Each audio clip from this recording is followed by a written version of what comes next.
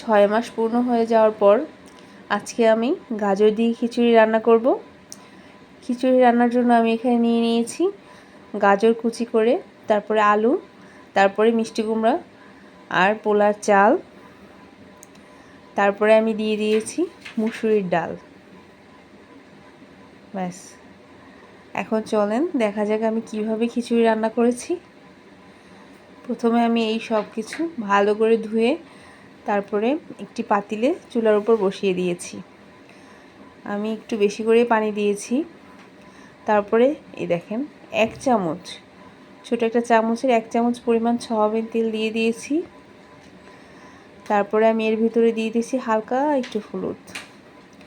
আমি লবণটা দেব না 1 বছরের আগে, আপনারা চাইলে সামান্য একটু দিতে পারেন যদি না খেতে চায়। ব্যাস, অল্প আছে আমি রান্না করে নিয়েছি। তারপরে আমি এখন একটি ডাল ঘুটনি দিয়ে ভালো করে এটাকে মিক্স করে নেব। প্রায় আমি অনেকক্ষণ ধরে ডাল ঘুটনি দিয়ে ভালো করে এটাকে নরম করে নিয়েছি। আপনারা চাইলে ব্লেন্ড করেও নিতে পারেন।